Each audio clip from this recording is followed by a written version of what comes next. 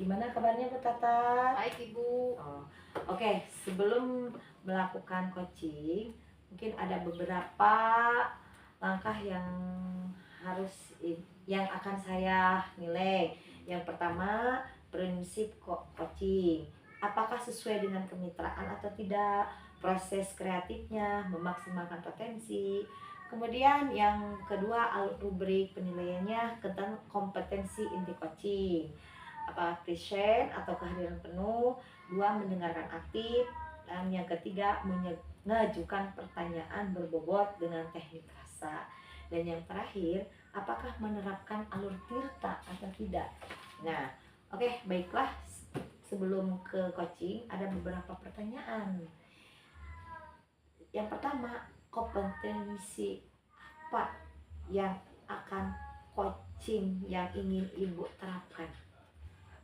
Yang ingin saya terapkan kali ini di dalam coaching yaitu saya ingin menerapkan mendengarkan aktif, kemudian mengembangkan potensi coaching, kemudian dengan mendengarkan dengan teknik rasa Ibu, seperti itu. Yang kedua, kompetensi coaching apa yang ingin Ibu kembangkan? Kalau yang ingin saya kembangkan yaitu kompetensi tentang kehadiran penuh, kemudian tentang alur tirta. Nah, itu yang ingin saya kembangkan di situ. Kemudian dari yang ingin dikembangkan tadi sama Bu Tata, kompetensi mana yang secara spesifik ingin diobservasi? Kalau yang ingin secara spesifik yang ingin saya lakukan yaitu dengan alur tirta, Bu. Nah, jadi itu yang ingin secara spesifik yang ingin saya terapkan dalam coaching kali ini. Ya, kemudian setelah diterapkan, indikator ketercapaian dari tujuan pengembangan yang diinginkan apa saja? Kalau indikator yang ingin saya kembangkan dalam proses coaching kali ini yaitu saya ingin proses coaching kali ini saya ingin membantu coach dalam menemukan solusi dari permasalahan yang dihadapi coach pada kali ini, begitu Ibu. Oke, terima kasih. Terima kasih Bu. Ya, baiklah, nanti kita tinggal melakukan coachingnya ya Bu ya. Terima kasih Bu. Ya, sama-sama.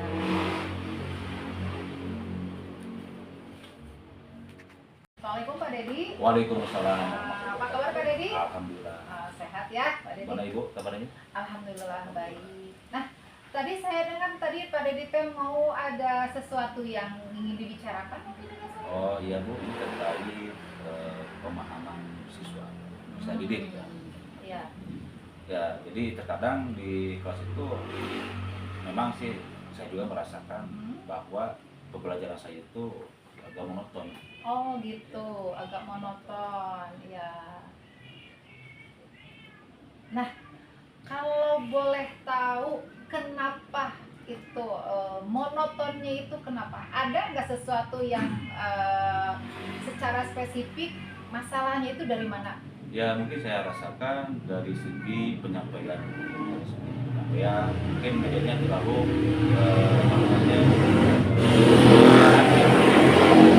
apalagi sekarang kita juga butuh digital. Jadi tadi dikatakan kalau masalahnya itu diidentifikasi oleh Pak Dedi itu dari masalah media pembelajaran seperti itu. Jadi di era digital ini kita memang harus menggunakan media-media yang sesuai dengan era ini, seperti itu. Nah, kemudian tadi kita sudah tahu ya permasalahannya seperti apa. Nah, kemudian ada nggak rencana dari Pak Dedi untuk meningkatkan motivasi belajar siswa terkait dari pembelajaran Pak Dedi ini? Oh ya, untuk planning atau perencanaan saya ke depan, ya, saya ingin yang pertama itu pokoknya itu yang lebih aktif dan kreatif. Lebih aktif dan kreatif. Terus menumbuhkan pemahaman siswa. Pemahaman siswa. Dengan cara berhubung kita kan sekarang zamannya kan udah mulai masuk ke kurikulum merdeka ya. Iya, iya, iya. Kemungkinan kita menggunakan yang berdiferensiasi. Berdiferensiasi. Diferensiasi. Oh iya, bagus. Jadi untuk berdiferensiasi mungkin ada beberapa Model yang bisa model, dikembangkan. ya betul, dari proses, Iya. kemudian dari konten, Iya, iya. dan dari produknya mungkin itu Oke. yang bisa didiferensiasi, Diferensiasi. ya betul seperti itu. Nah, kira-kira menurut Pak Dedi planningnya sudah ada kan ya? Iya. Identifikasi masalahnya sudah Sudah ada. Nah, komitmen kita nih, komitmen dari solusi dari Pak Dedi ini kan sudah ada tuh. Sekarang tinggal actionnya. Iya. Nah, kira-kira kapan nih planning ini akan terrealisasi oleh Pak Dedi? Oh, saya harap untuk hal ini itu saya tidak mau berlama-lama. Saya akan mencoba secepatnya. Nah, kapan tuh secepatnya? Bisa minggu sekarang. Minggu sekarang. Insya Allah, Oh, ya, minggu ya sekarang. sudah, nanti kita lihat seberapa berkembang Iya, siswa siap. ketika sudah direalisasikan tentang metode-metode, kemudian cara-cara yang akan pada diterapkan Iya. di sekolah gitu, seperti itu.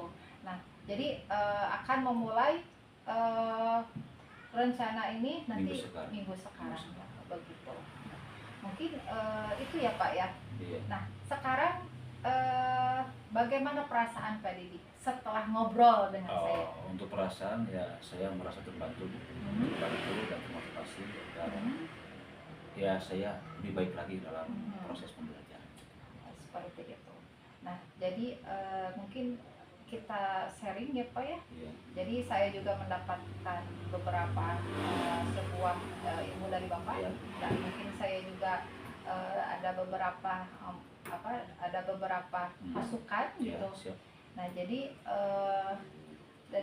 terkait dengan pembelajaran yang Bapak utarakan barusan, mudah-mudahan terrealisasi Amin. di minggu sekarang. Iya, siap. Dan mudah-mudahan rencana yang sudah Bapak susun berjalan dengan sesuai rencana gitu, seperti itu.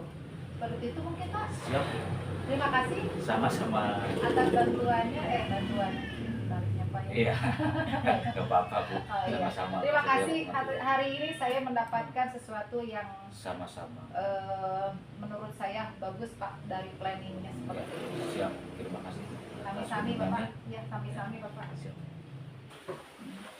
Bagaimana Ibu? Apakah tadi proses coaching menurut Ibu sudah berjalan dengan lancar? Sudah Ibu. Oke. Begini Bu, setelah saya melakukan observasi tadi, saat Ibu melakukan coaching, ada beberapa pertanyaan yang ingin saya tanyakan. Bolehkah saya bertanya beberapa hal tersebut? Silakan. Iya. Apa yang sudah tadi Ibu lakukan saat melakukan coaching, dan indikator apa saja yang Ibu capai pada saat coaching? Jadi yang sudah saya lakukan itu, saya sudah melakukan kompetensi dengan alur tirta ya Bu ya. Kemudian saya juga sudah melakukan kompetensi sebagai coach, yaitu mendengarkan aktif. Seperti itu Ibu. Jadi Ibu sudah berhasil melaksanakan proses coaching menggunakan alur tirta. Nah, tadi setelah saya mengamati kegiatan coaching Ibu, ada beberapa catatan yang akan saya sampaikan. Jadi tadi Ibu sudah berhasil melakukan proses coaching dengan alur tirta, sudah menanyakan tujuan, sudah melakukan identifikasi, dan Ibu sudah mengarahkan coaching menemukan rencana aksi nyata. Nah, menemukan sebaiknya dilakukan sudah membantu coaching menemukan rasa tanggung jawab pada diri coaching agar rencananya nanti dapat dilakukan dengan baik. Tadi saat saya mengamati, saya juga sudah melihat Ibu sangat fokus dalam kegiatan coaching. Artinya Ibu sudah mencapai kompetensi present atau kehadiran penuh, mendengarkan dengan aktif, dan juga sudah mengajukan pertanyaan-pertanyaan berbobot sesuai dengan kata kunci yang disampaikan oleh coaching. Nah, kira-kira kompetensi apa lagi yang Ibu kembangkan berdasarkan hasil coaching hari ini? Kalau kompetensi yang ingin saya kembangkan yaitu kompetensi pertanyaan berbobot Ibu. Jadi saya ingin lebih menggali tentang pertanyaan-pertanyaan yang memang lebih berbobot gitu dibanding dengan tadi. Memang saya tadi sudah melakukan. Cuman untuk proses coaching seperti ini memang harus perlu latihan kan ya Bu ya. Jadi memang saya kompetensi yang paling saya ingin kembangkan yaitu melakukan pertanyaan-pertanyaan yang paling berbobot. Dengan pertanyaan-pertanyaan berbobot itu apa alasannya? Kalau menurut saya ketika saya melakukan pertanyaan-pertanyaan yang berbobot, saya dengan coaching itu ingin menggali lebih dalam. Kemudian apa yang menjadi permasalahan, dan setelah mengajukan pertanyaan diharapkan bagi saya bisa memberikan sebuah solusi, menuntun seorang coach pada menemukan solusinya sendiri gitu. Baik Ibu, wah luar biasa sekali. Jadi Ibu ingin belajar lebih dalam lagi tentang alur tirta, dalam proses coaching, selanjutnya lebih baik lagi dalam pertanyaan yang berbobot. Baik Ibu, menurut saya luar biasa. Terima kasih atas kesempatannya. Mudah-mudahan kita bisa kembali. Ya. Terima kasih Ibu. Ya. Ya.